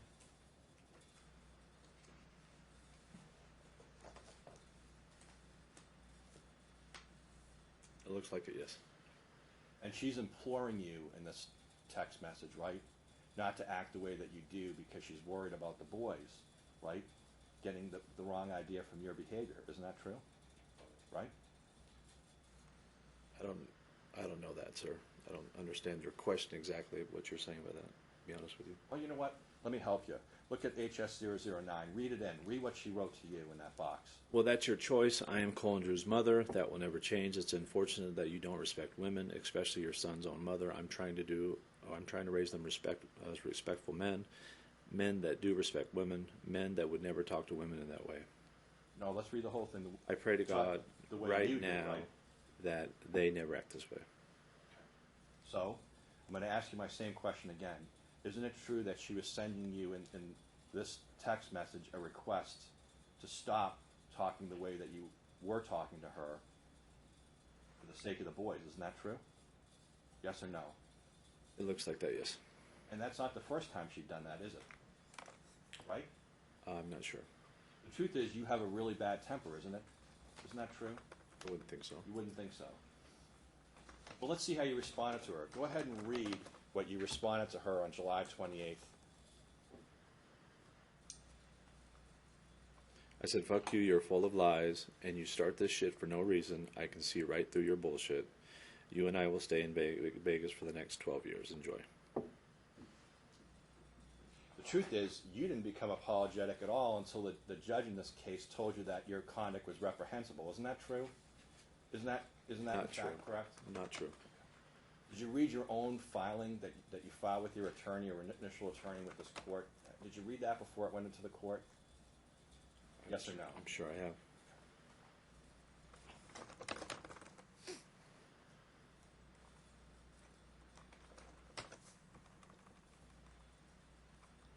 Let's look at bait stamp HS010.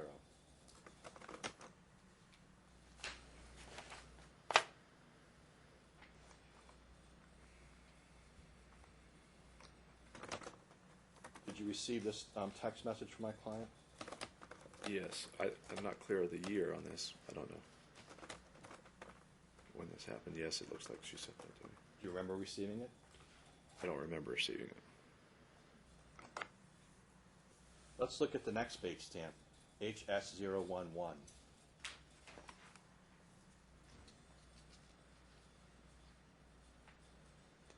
HS011. This is dated October 11th. Just okay. And was this my client asking to speak to the boys? No, this is me asking to speak to the boys. Okay, all right. And what did she respond? She said they're in bed. Okay, and how'd you respond? I said, really, Heather? Okay. I get it, you dumb cunt. I'm over you and your games. Was it wrong to have talked to her that way? Absolutely. Let's go to the next bait stamp, HS012.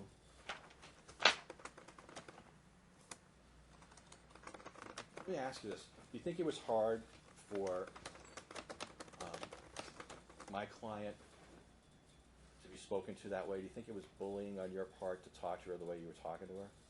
I apologize to her, sir. No, I'm not, Sure, that's my I'm question. sure it was wrong, yes.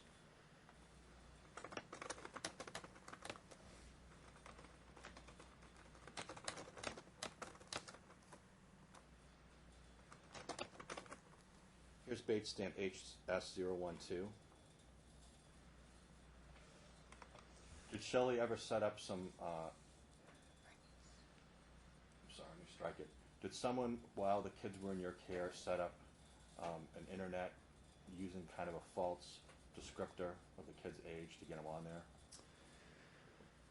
I don't know. I think when you set, and I'm not savvy when it comes to these games, but I believe when you set them up, you have to go into the settings, and I don't know how it's done. But they had their 3DSs. I'm familiar with what happened. They had a 3DS game or an iPad game or something along those lines. I'm not sure exactly what went on, to be honest with you. Well, that's what I'm getting to. I mean, she brought this to your attention, right, and told you that there was a problem. Well, let me strike and ask this way. Would you agree with me that an 8-year-old shouldn't be on a profile that requires you to be 16 years old to be online game? Would you at least agree with me on that? Yes. Okay. And would you agree with me that on October 29th, that issue was brought to your attention by my client, right? Isn't that correct? Yes. But even as you sit here today, right, your position is you don't know what happened, right? Correct? I know that we were in Florida at the time when it happened, and there was a girl, I want to say she was like 11 or 12, they were playing games. I'm not exactly sure how one game enabled the other one to play with each other. I don't know how that works, to be honest The with you. truth is, you're very dismissive of anything that my client brings to you. No, about not the true. boys. Isn't that true? I told her that I would talk to her mom about that. Thanks for the info. Okay. But even after doing that, you're sitting here telling me you have no idea what happened. You don't know whether it happened or not, right? No, she explained what happened. I told, and when she did that through text, I said that I would speak to the girl's mom about it, is what I said in the text right back to her when it happened.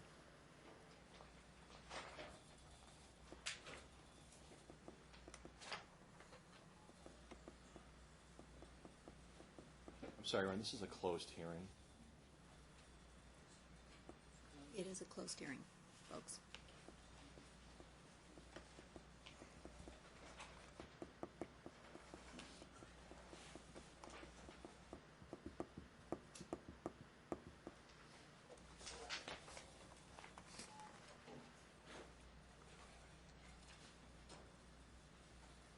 Now, you would agree with me that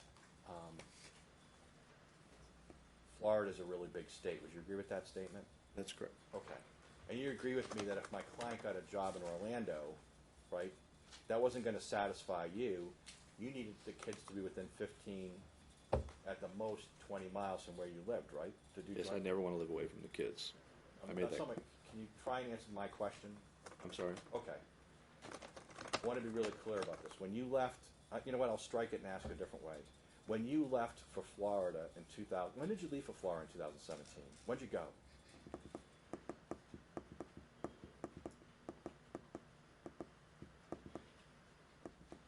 You have the exact day we left, I come believe. on, I man. want to say January or December. asking you. December or January of 2017.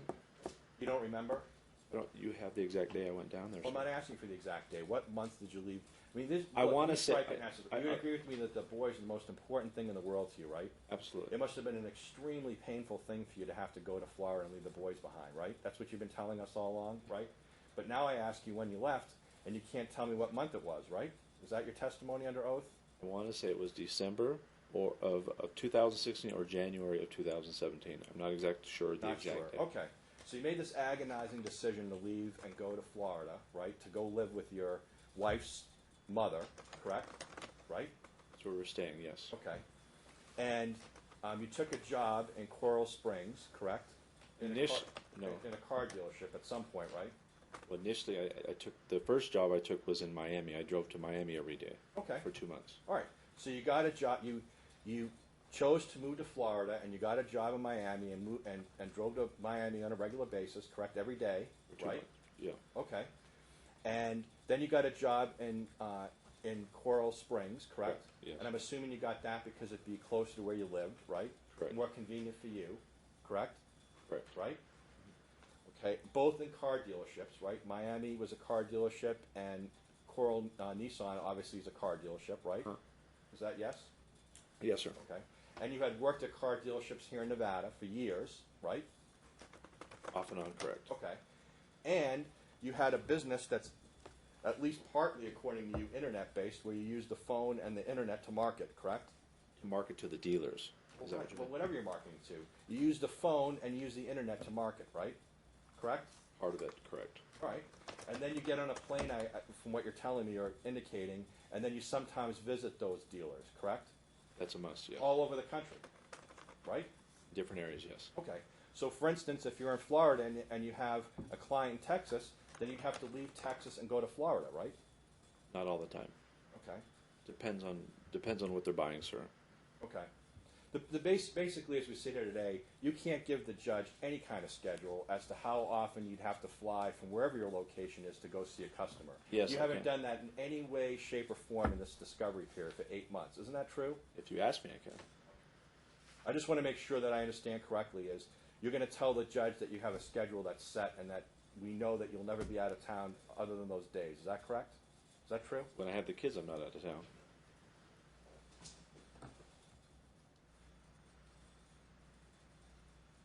Isn't it true that when you had the job interview in Miami, you never told my client about it? That's not true. You can show. We have text messages showing that, sir. Well, you didn't tell my client. It was Shelly Ann that told my client. Isn't that correct? They were communicating back and forth. So yes, you didn't tell her. Shelly Ann did, correct? True? I don't recall if I said it to her as well, but I know that she knew. So you moved to Florida in December or January of 2017, and did you have a written document signed by my client that said, come X day, I'm going to be moving to some place in Coral, Florida, or very close to Coral, Florida, to have joint physical custody of the kids? Did you have a writing like that, yes or no? Yes. Okay. And what writing is that you had? It was an email that I sent her. Okay. And when did you send it? I sent it right after I left. Isn't it true that you didn't send that till like late February of 2017? So that was the next month, yes. Okay, Well, you're already there, correct? we were still working out the agreement. The truth is it signed by my client? She wouldn't sign it, sir. Right, because you didn't have a deal. Isn't that true? Right? What do you mean the deal? You didn't have a deal for her to move to Florida in 2017. Yes, we Let's try the question I asked you this way. Do you have a signed document from my client? She would not sign it. Okay, let me finish. Do you have a signed document from my client saying that on a certain day or a certain month that she's going to move to Florida close to where you live? Do you have something like that? Nothing Yes or no? signed. What you're saying that you sent is some email about your wish list as to what you wanted. Isn't that correct? No, it was agreed upon points that we agreed upon.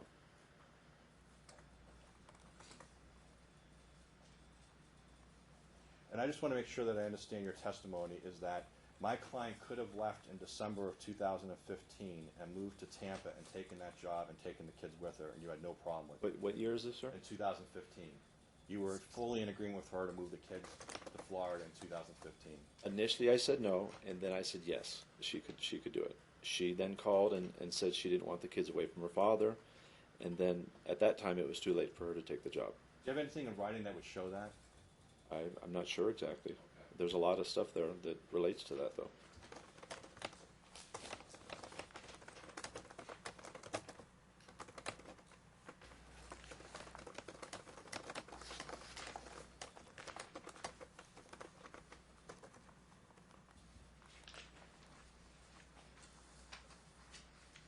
So you moved down to Florida. When did you start making less money? When I had to move back here. When I had to resign from that job there, and when I moved back here. So November of 2017, I still got my last check, which was a commission check. They hold that, and they pay it to you. I think I got it 2 weeks after I came back. They hold your last check. So from early November till June current, all I've worked is my business, sir. How are the kids doing at Christian Cornerstone School? They've done great ever since they've been there, and they've done well. So they're doing really well, is that correct? Mm-hmm. And would it be fair to say that you had the kids a grand total of 45 days in 2017? I don't know the exact number of days, sir. Were you here in court when your own attorney and you agreed that you had the kids no more than 45 days in 2017? You'd have to show me that. I don't know the exact days. How many days do you think you had? I'm not sure. Was it around 45? I don't know the exact. Did you answer answers to requests for admission in this case where I asked you and you admitted that it was 45 days? Do you recall that? I don't. You'd have to show me. I don't remember the exact days, sir. How many days do you think you had? I'm not sure. Was it 6 months? No. Okay. Was it 50 days? I don't know that. What's the most days that you think you could have had? I'm not sure. Okay. Now you understand that one of the issues in this case is how many days you actually had the kids in 2017. You understand that's a big issue in this case, correct? Do you understand that? If you're saying that, yes. Okay. And we've been in this litigation now for many months, right? Is that yes? Yes, sir. And you've answered interrogatories and other discovery about the case, correct? Correct. All right. And one of the issues is how many days you're claiming you had the kids in 2017. You're aware of that, right? I've asked you that. Yes. Okay.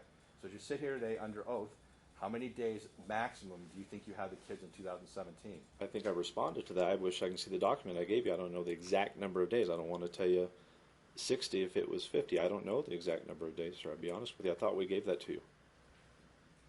And that's your best recollection, your best answer under oath today. Is that correct? I'm guessing. I don't know the exact number of days. Did I give that to you exactly?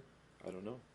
Do you have any writing? Let me ask this. Do you have any writing to my client prior to you moving where you say to her in writing, well, here's our deal for the move, and I wouldn't move unless you agree to move to Coral, Florida in the summer of 2017. Do you have anything like that?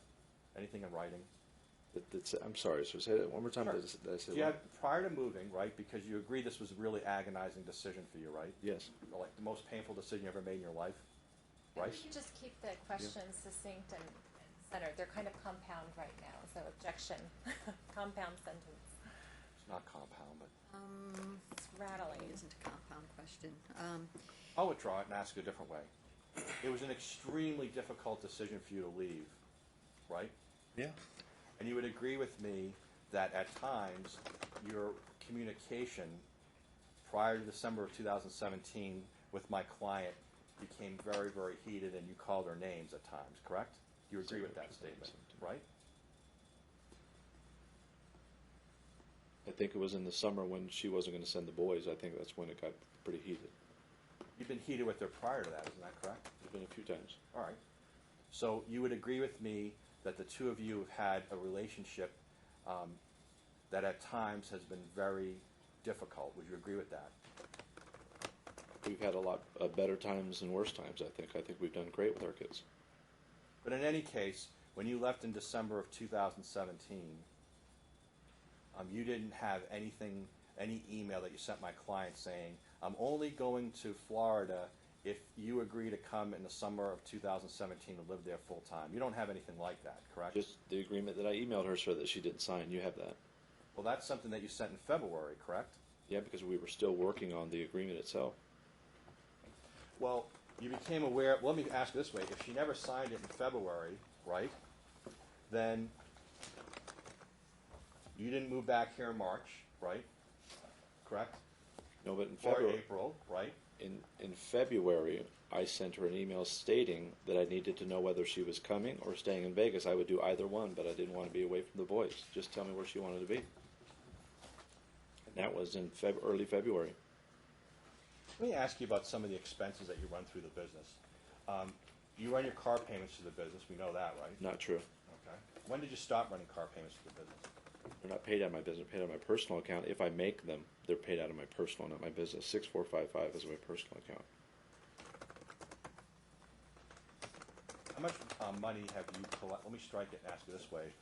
Would you agree with me that the bank statements you did provide for 2017 show that you and Shelley were taking at least $8,700 a month out of the business? You have my average, sir. I think it's about around 7. I don't know that she made anything more than $1,500 a month. 800 to 1,500 she would make a month, I think. What other work does she do other than work for you?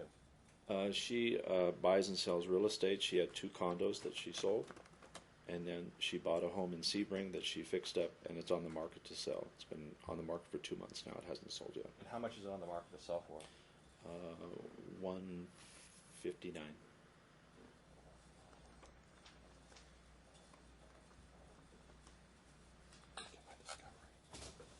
May I have just a minute, Your Honor? For me?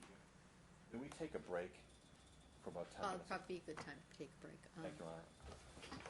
Let's take a break for 15 minutes. We'll take a morning break.